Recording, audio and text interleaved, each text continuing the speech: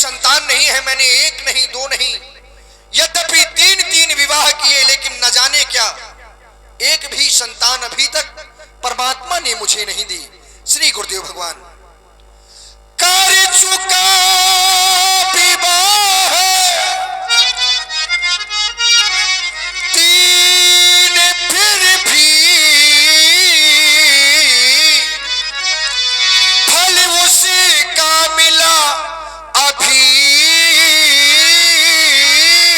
भी नहीं। है चौथापन आने वाला, हल कमल अभी तक खिला नहीं है चौथा।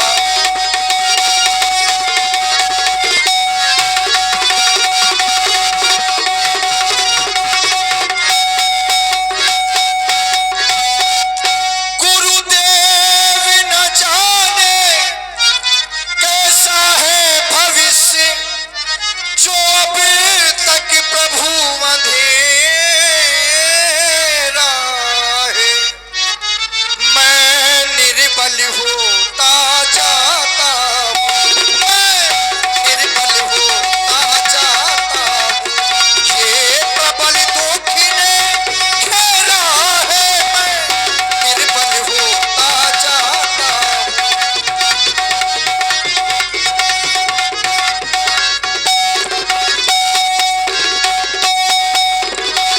विचार करें गुरुदेव भगवान, विचार करें। इस संसार में यदि बहुत सुंदर वृक्ष है और उसमें खाने योग्य फल नहीं है, तो ऐसा वृक्ष समाज में प्रशंसनीय नहीं होता देवता। यदि वह मेघ कहलाता है, तो मेघ में जल का होना अति आवश्यक है। वो वृक्ष कहाँ शोभा पाता, जिसमें न एक भी फल होवे। वह मेघ कहाँ शोभा पाता, वह मेघ कहाँ शोभा पाता, वह मेघ कहाँ शोभा पाता, वह मेघ कहाँ शोभा पाता, जिसमें न बूंद भर जल होवे। वह मेघ कहाँ शोभा पाता।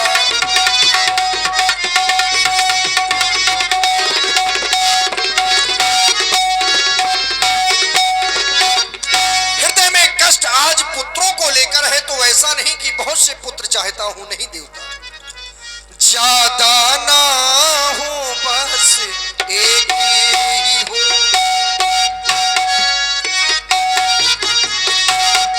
बस केवल एक पुत्र हो देवता, जिससे हमारा और हमारे पूर्वजों का नाम आगे चल सके।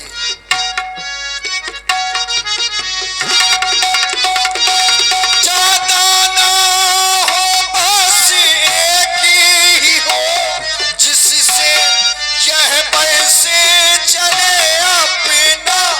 ज्यादा ज्यादा ज्यादा ना हो, बस एक ही हो, जिससे यह पैसे चले अपना।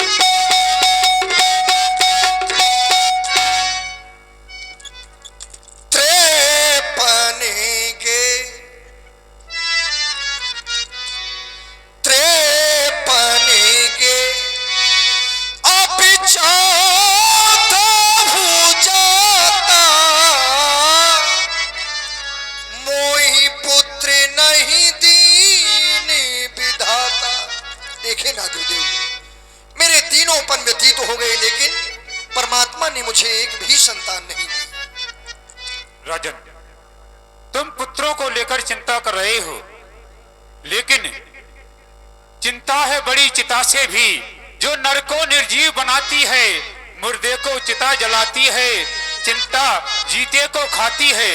और कह रहे हो कोई पुत्र हो जाए जिससे यह वंश हमारा आगे को बढ़ने लगे, हो जाए कुपुत्र पुत्र कहीं तो घर को शमशान बनाता है। राजेंद्र, व्यर्थ है यह विचार, बेटा कब वंश चलाता है। लेकिन तुम हमारी शरण में आए हो, तुम कह रहे हो हमने 3 विवाह कर लिए, लेकिन कोई भी संतान नहीं है जो हमारे वंश को आगे बढ़ा सके, हमारा राज्य चला सके, हमारे इस पूर्वजों के ताज को संभाल सके। लेकिन तुम कह रहे हो ज्यादा ना हो, बस एक ही हो जिससे ये वंश चले अपना। लेकिन मैंने विचार यह किया कि तुमने विवाह किए 3 हैं और पुत्र की कामना कर रहे हो एक, कि ज्यादा नहीं बस एक ही हो जाए। लेकिन यह तो रानियों के ऊपर अन्याय होगा। तुम्हारे पास महारानी है 3, रानियां हैं 3 और पुत्र 1 मांग रहे हो। नहीं राजन, अगर इच्छा है पुत्र की ही तो पुत्र के संधान करो, होंगे 4 पुत्र तुमको, भगवान विष्णु का ध्यान करो। धरो धीर हुई है सुतचारी, त्रिभुवन विदित भक्त भयहारी। लेकिन इसके लिए एक कार्य करना होगा, अपने किसी सेवक को भेजकर पटना से ऋषि श्रृंगी जी को बुलवा लो, उनके द्वारा ही यह पुत्र के यज्ञ संपन्न होगा। अवश्य गुरुदेव भगवान, सेवक गुरुदेव भगवान के आदेश का पालन हो। श्री श्रृंगी ऋषि जी को आदर सम्मान सहित अयोध्या बुलवाया जाए। गुरु गृह कयबू तुरंत महिपाला। देखिए, जो ही महाराज दशरथ जी अपने गुरुजी के आश्रम में गए, गुरुजी ने एक उपाय निकाला। अब बुलाया किसे? श्रृंगी ऋषि वशिष्ठ बुलावा। श्रृंगी ऋषि वशिष्ठ बुलावा, पुत्र काम सुख लगावा। पुत्र काम शुभ यज्ञ करावा, पुत्र काम शुभ यज्ञ करावा।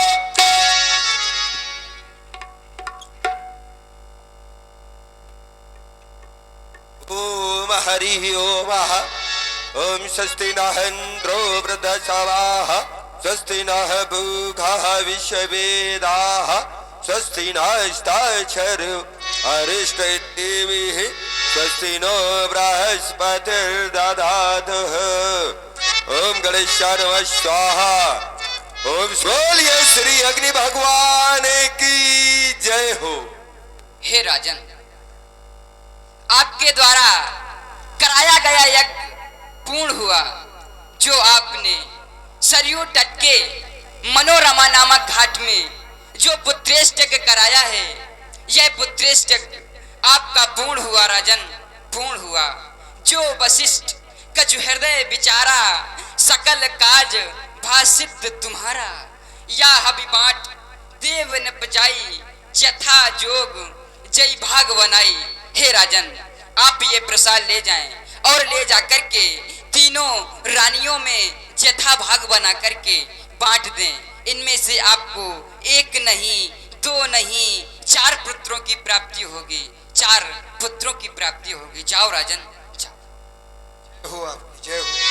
बोलिए श्री अग्नि भगवान की जय हो। तब ही राय प्रिय नारी बुलाई, कौशल्या तहाँ चली आई।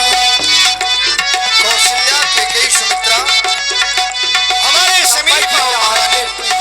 नारी बुलाई, कौशल्या तहाँ चली आई। आओ, महाराज के चरणों में प्रणाम। तुम्हारा कल्याण हो महारानी। आज ऐसा समाचार हम तुम्हें सुनाएंगे जिसे सुनकर तुम्हारा हृदय प्रसन्नता से झूम उठेगा। आप हमसे सदैव कहा करती थी कि महाराज देखे ना, हमारा यह राजमहल एक पुत्र के बिना कितना सूना सूना सा लगता है। कोई हमें भी मां कहकर बुलाए, हम तुम्हारी बात को सुन लिया करते थे। और अपने राज्य के अन्य कार्यों में लग जाते थे। लेकिन महारानी, आज राज दरबार में हम बैठे थे, ऐसे ही विचार हमारे हृदय में भी आए। सोचकर बड़ा कष्ट हुआ, बड़ा दुख हुआ। तो हमने अपने उस दुख को निज गुरुदेव भगवान के श्री चरणों में प्रस्तुत किया। गुरुदेव भगवान ने हमारे दुख का निवारण किया, आशीर्वाद दिया कि धरहु धीर हुई हैं सुत चारी, धीरज धरो, 4 पुत्र होंगे। लेकिन एक उपाय बताया कि तुम्हें पुत्रेष्टि यज्ञ का अनुष्ठान कराना होगा। श्री श्रृंगी ऋषि जी को बुलवाया गया, सुंदर पुत्रेष्टि यज्ञ का अनुष्ठान हुआ। और जानती हो, जब यज्ञ शुभारंभ हुआ, यज्ञ की पूर्ण आहुति में श्री अग्नि भगवान का प्राकट्य हुआ और यह प्रसाद दिया है।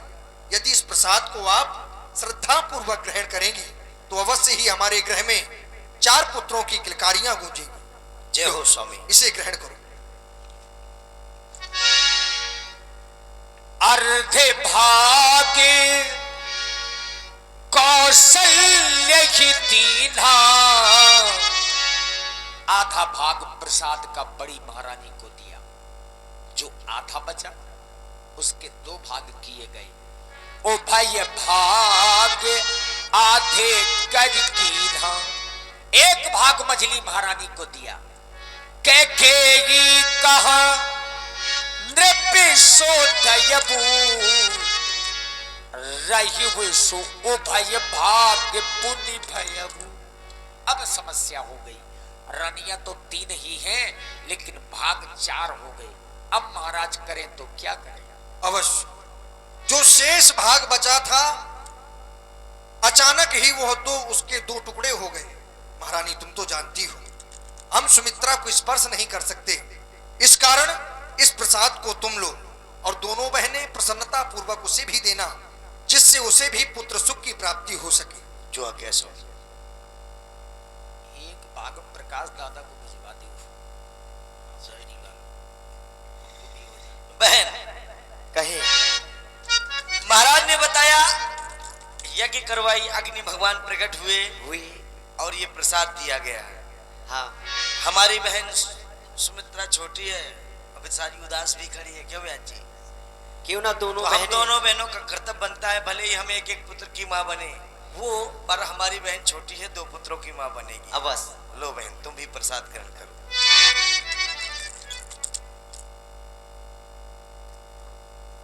आज भला मैं तो बारी बारी साजना,